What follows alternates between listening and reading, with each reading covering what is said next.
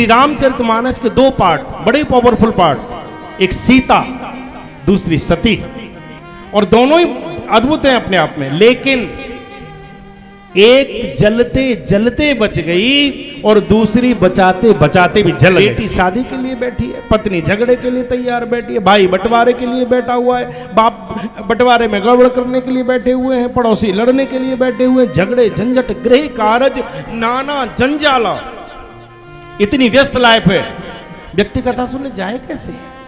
लेकिन किसी ने सोचा कोई बहुत भाग्यशाली, चलो सुनेंगे, कुछ काम पहले करेंगे, कुछ काम बाद में करेंगे, एक कथा जरूर सुनेंगे। आप कथा के लिए तैयार हुए, बढ़िया कुर्ता पहना, नहाए धोए, सुंदर दुपट्टा डाला, माथे पर चंदन लगाया, माला पहनी, तैयार हुए, कहाँ? बोले कथा में। जैसे ही कथा के लिए निकले तो क्या करता है? कुसंगी रोक लेता है। कठिन कुसंग कुपंथ कराला, कुसंगी मिलेगा। ओहो राम राम साहब, आहा कहाँ जा रहे हो?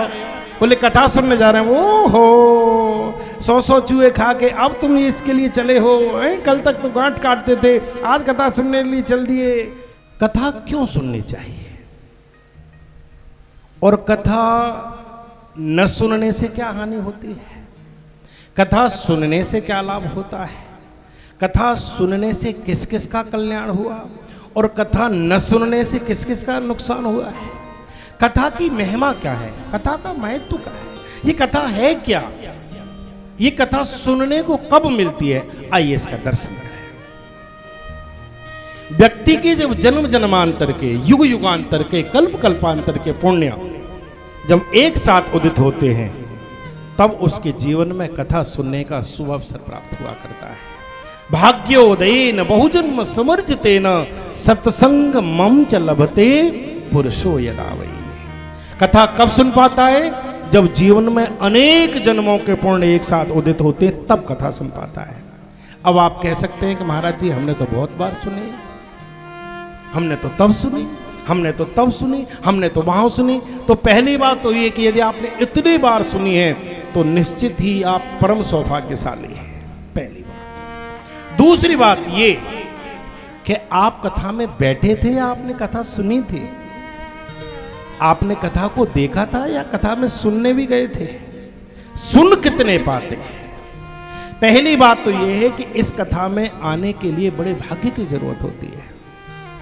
तुलसीदास जी कहते हैं कि आवत यही सर अति कठिनाई, इसके लिए निकलना ही बड़ा मुश्किल हो पाता है, बहुत मुश्किल, बहुत मुश्किल। और चलो आप कुछ काम कर लिए, गृह कारज नाना जंजाला, बेटी शादी के लिए बैठी है, पत्नी झगड़े के लिए तैयार बैठी है, भाई बंटवारे के लिए बैठा हुआ है, बाप बंटवारे में गड़बड़ करने के लिए बैठे हुए हैं, पड़ोसी लड़ने के लिए बैठे हुए हैं, झगड़े झंझट गृह कारज नाना जंजाला, इतनी व्यस्त लाइफ है, व्यक्ति कथा सुनने जाए कैसे? लेकिन किसी ने सोचा कोई बहुत भाग्यशाली, चलो सुनेंगे, कुछ काम पहले करेंगे, कुछ काम बाद में करेंगे, एक कथा जरूर सुनेंगे। आप कथा के लिए तैयार हुए, बढ़िया कुर्ता पहना, नहाए धोए, सुंदर दुपट्टा डाला, माथे पर चंदन लगाया, माला पहनी, तैयार हुए, कहाँ? बोले कथा में। जैसे ही कथा के लिए निकले तो क्या करता है? कुसंगी रोक लेता है। कठिन कुसंग कुपंथ कराला, कुसंगी मिलेगा। ओहो राम राम साहब, आहा कहाँ जा रहे हो?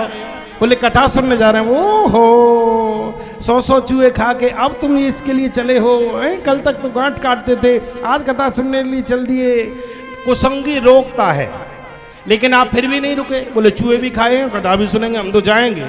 तो वो तर्क देता है, वो रोकता है बार बार। कहाँ जा रहे हो? अरे बोले वो श्री राजेंद्र दीक्षित जी आए, वृंदावन से कथा सुनेंगे। अरे बोले क्या कथा बता सुनाएंगे?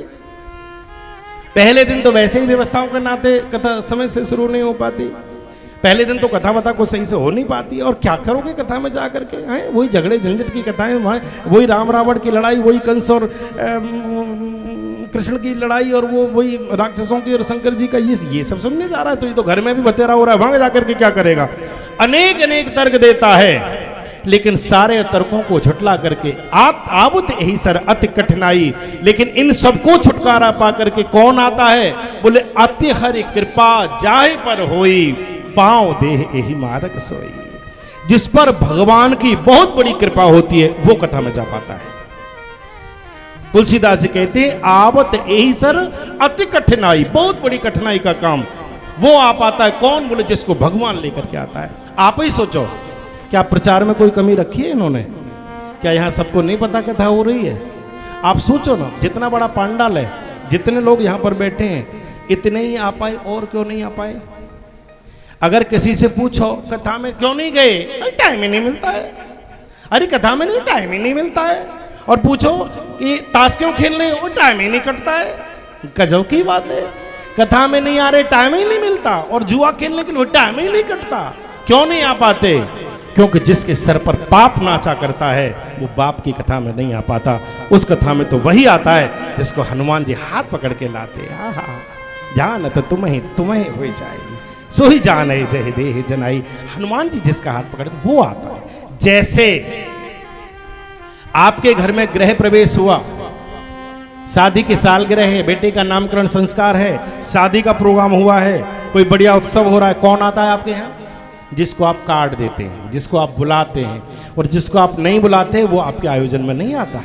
आपके 4 इंची की दीवार लगी हुई है, पड़ोसी नहीं आता, पड़ोसी को छोड़ो, सगे भैया भतीजे नहीं आते। कोई कहे क्यों नहीं गए, तो वो क्या कहते हैं? जाएं कैसे, बुलाया तो है नहीं। अब आप ही सोचो कि बिना बुलाए आपके व्यक्तिगत आयोजन में आपके पड़ोसी, आपके भैया भतीजे नहीं आते, तो ये कथा क्या है? बोलिए, कथा भगवान का व्यक्तिगत आयोजन है। और इस कथा में वो ही आ पाता है जिसको भोलेनाथ हाथ पकड़ के कहते हैं चल थोड़ा बैठ करके कथा सुन ले, बहुत समय हो गया तुझे इधर उधर करने के लिए। वो आ पाता है, वो आ पाता है। रही बात सुनने की, तो देखो कथा कराना कोई बड़ी बात नहीं है। पैसा फेंको, जिसको चाहो उसको बुला लो, बड़े से बड़ी कथा चका जाएंगे, बड़े से बड़ा पंडाल लगा लीजिए। कथा आपने बहुत बड़ी करा ली, आचार्य जी खूब बड़े बुला लिए, मंडप खूब सुंदर सजा लिया, सब कुछ कर लिया, आप भी कथा में आकर के बैठ गए। लेकिन कथा कराना, कथा में जाना, कथा में बैठना, ये महत्व की बात नहीं है।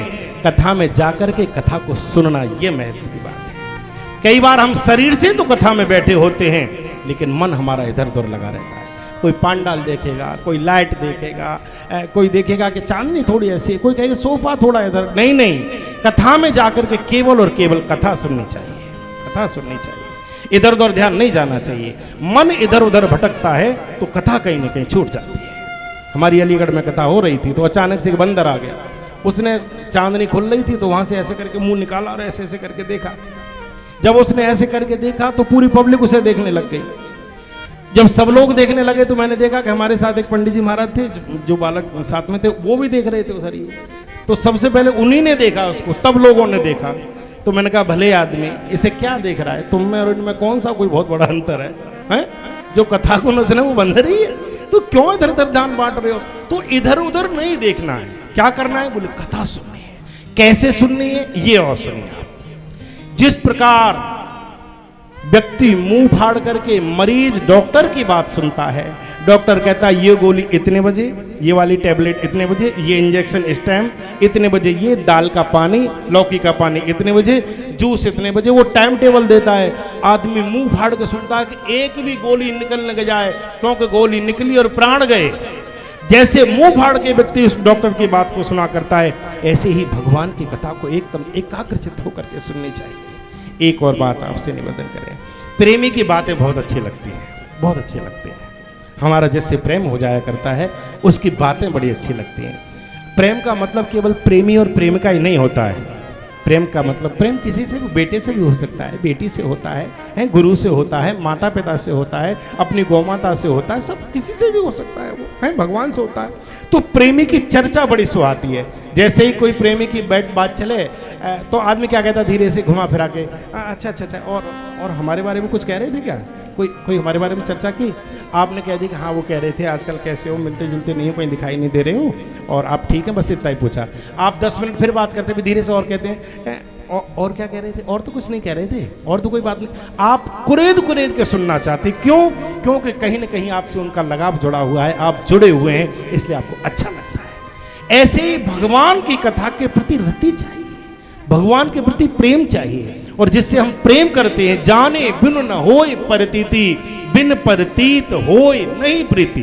जब तक आप जानेंगे नहीं आपका प्रेम होगा ही नहीं, और जब तक प्रेम नहीं होगा तब तक आपको कोई इंटरेस्टेड ही नहीं होगा, आपको आनंद नहीं आएगा। इसलिए कथा भगवान का महत्व बताया करती है। कथा को डूब करके सुनना चाहिए।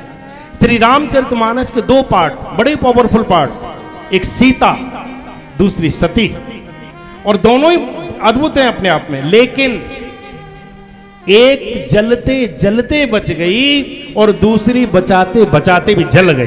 क्यों? क्योंकि एक ने कथा को सुना।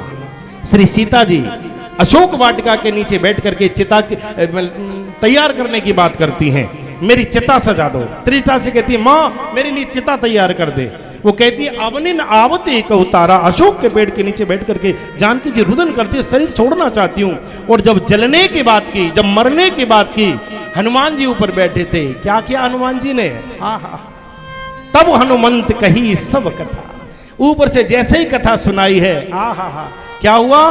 बोले सुनते ही सीता कर दुख भागा। जैसे ही कथा सुनी है, राम कथा कपि बर नहीं लागा, और सुनते ही सीता कर दुख भागा। जैसे ही कथा सुनी, दुख भाग गया, दुख दूर हो गया, जीवन से दुख चला गया। और क्या हुआ? जलने से बच गए।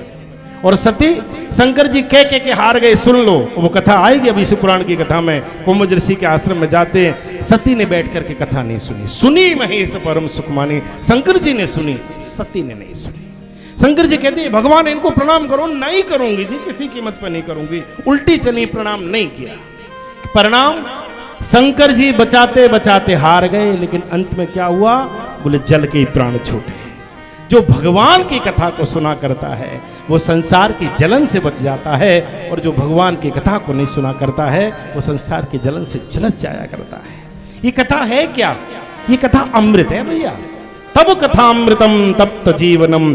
ये तपते हुए जीवन में क्या है? ये अमृत का